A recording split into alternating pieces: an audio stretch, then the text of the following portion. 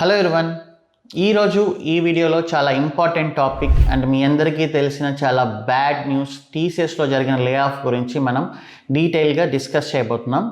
నేను కూడా TCS old ఎంప్లాయీని. నా కెరియర్ని నేను 2012లో టీసీఎస్తో స్టార్ట్ చేశాను. అప్పట్లో నేను L2 సపోర్ట్ ఇంజనీర్గా టీసీఎస్లో ఫ్రెషర్గా జాయిన్ అయ్యాను.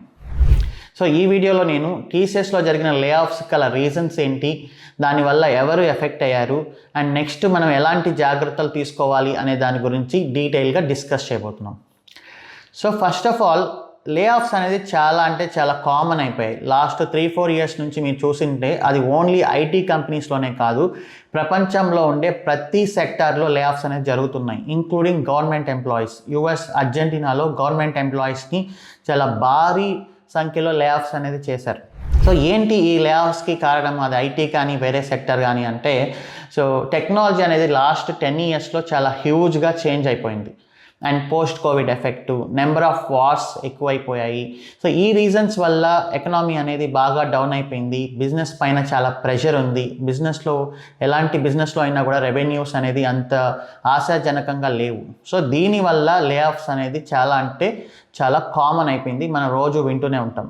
బట్ టీసీఎస్లో జరిగిన ఈ లే ఆఫ్ ఎందుకు ఇప్పుడు పెద్ద ఇండియా వైడ్ హాట్ న్యూస్ అయిపోయింది అంటే, సో దానికి రీజన్ ప్రపంచంలో కల్లా ఎక్కువ మంది ఐటీ ఎంప్లాయీస్ ఉండే కంపెనీ టీసీఎస్.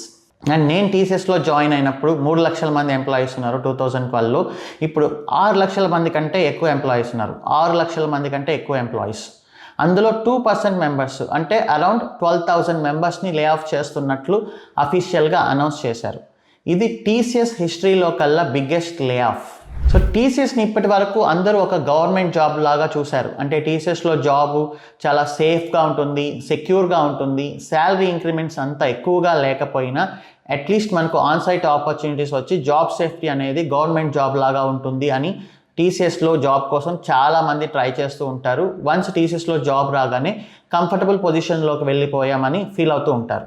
సో ఇప్పుడు క్వశ్చన్ మార్క్ ఏంటి అంటే, ప్రపంచంలో కల్లా అతిపెద్ద ఐటీ కంపెనీ ఇంతవరకు తన ఎంప్లాయీస్ని ఎకనామిక్ క్రైసిస్లో కూడా లే ఆఫ్ చేయని కంపెనీ టీసీఎస్. అలాంటి కంపెనీని ఇంతమందిని లే ఆఫ్ చేస్తుంటే, ఇక నార్మల్ కంపెనీస్ లైక్ హెచ్సిఎల్ కానీ, విప్రో కానీ, క్యాప్జెమిని, కాగ్నిజెంట్, మైంట్రీ ఇలాంటి కంపెనీస్ అన్ని ఇంకెంతమందిని లే ఆఫ్ చేయబోతున్నాయి అనేది పెద్ద క్వశ్చన్ మార్క్. సో ఇప్పుడు మనం ఈ లే ఆఫ్కి గల రీజన్స్ ఏంటి అనేది డీటెయిల్గా డిస్కస్ చేద్దాం.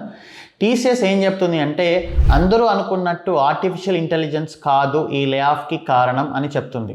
బట్ అది నిజమని నేను అనుకోను. ఎంతో కొంత ఆర్టిఫిషియల్ ఇంటెలిజెన్స్ ఎఫెక్ట్ అయితే డెఫినెట్లీ ఉంటుంది.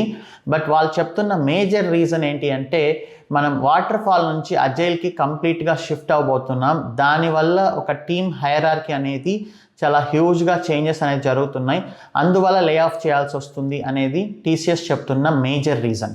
అదేంటి మీరు ఇప్పుడు చెప్తున్నారు అజైల్ అనేది? లాస్ట్ 10 ఇయర్స్ నుంచి అజైల్ ఉంది కదా, 2010-2012లోనే అజైల్ వచ్చింది కదా అని మీరు అడగొచ్చు.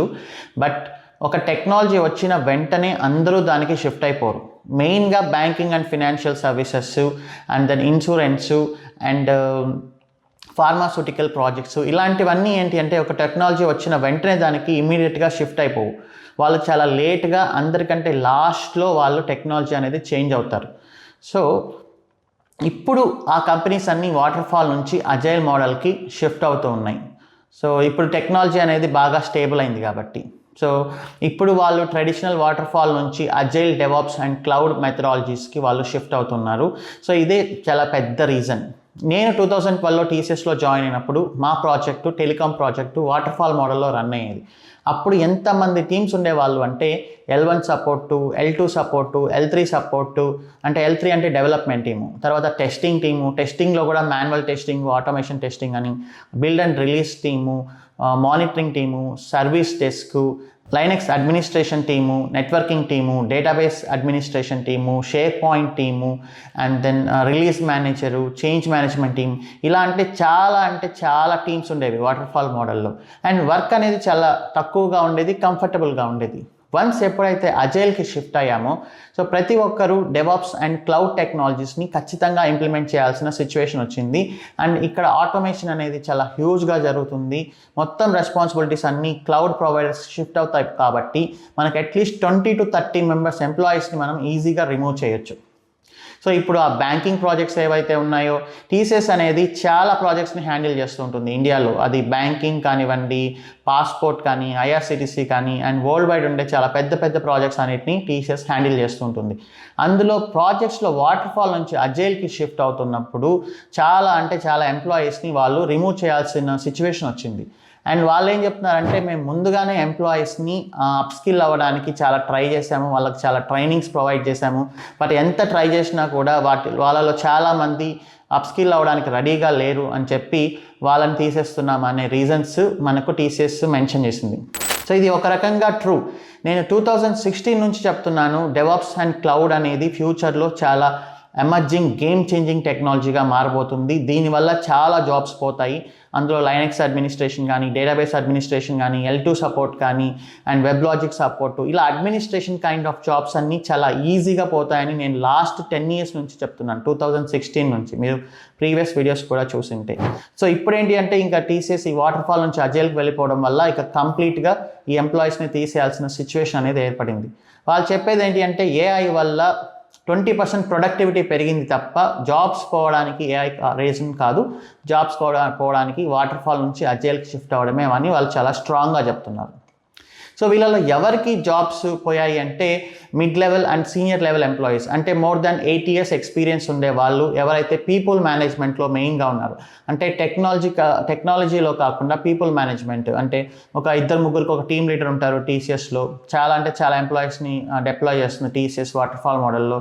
వాళ్ళు ఏంటి అంటే, నిన్న ఏం చేశారు, ఈరోజు ఏం చేయబోతున్నారు, మీకు ఏమైనా బ్లాక్స్ ఉన్నాయా, ఇలా పీపుల్ మేనేజ్మెంట్ చేసుకుంటూ టికెట్స్ని మేనేజ్ చేసుకుంటే ఉండే మెంబర్స్ చాలా ఎక్కువ మంది ఉంటారు. కాబట్టి అలాంటి వాళ్ళపైన ఈ ఎఫెక్ట్ అనేది పడబోతుంది. సో ఎవరైతే క్లౌడ్ టెక్నాలజీస్కి అండ్ అప్కమింగ్ టెక్నాలజీస్కి అప్గ్రేడ్ అవుతున్నారో వాళ్ళ మీద ఈ ఎఫెక్ట్ అనేది పడట్లేదు. ఎందుకంటే వాళ్ళని నెక్స్ట్ వచ్చే ప్రాజెక్ట్స్లో చాలా ఈజీగా వాళ్ళు డిప్లాయ్ చేయబోతున్నారు. ఎవరైతే అప్గ్రేడ్ అవ్వలేదో వాళ్ళని డిప్లాయ్ చేయడానికి వాళ్ళు రెడీగా లేరు. కాబట్టి వాళ్ళని తప్పనిసరి పరిస్థితుల్లో తీసేయాల్సి వస్తుంది అని టీసీఎస్ ఇన్ఫార్మ్ చేస్తుంది.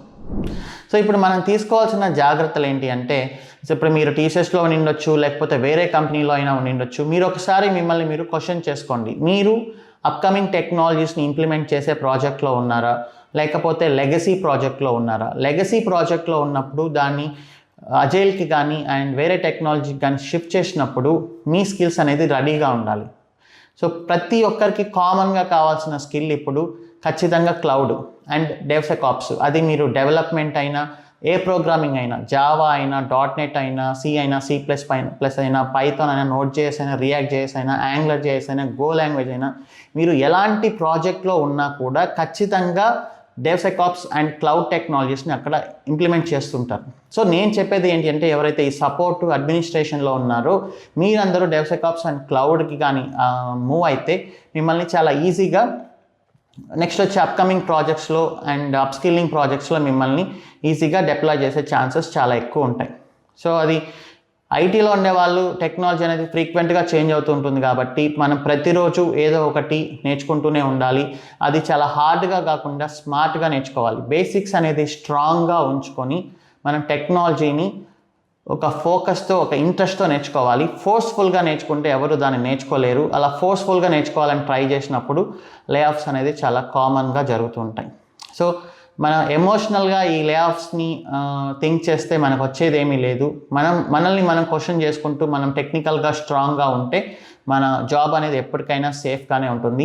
టీసీఎస్ కాకపోతే ఇంకొక కంపెనీ. టీసీఎస్లోంచి మనం రిమూవ్ అయినంత మాత్రాన మన వాల్యూ పోయినట్లేం కాదు. ఎంప్లాయీగా మనం అక్కడ ఎంతో ఎక్స్పీరియన్స్ ఉంచుంటుంది. ఒక టీంలో ఎలా బిహేవ్ చేయాలి, పక్క టీం వాళ్ళతో ఎలా కోఆర్డినేట్ చేయాలి, మన టెక్నాలజీ ఏంటి అనే దానిపైన మనకు ఒక మంచి గ్రిప్ ఉంటుంది.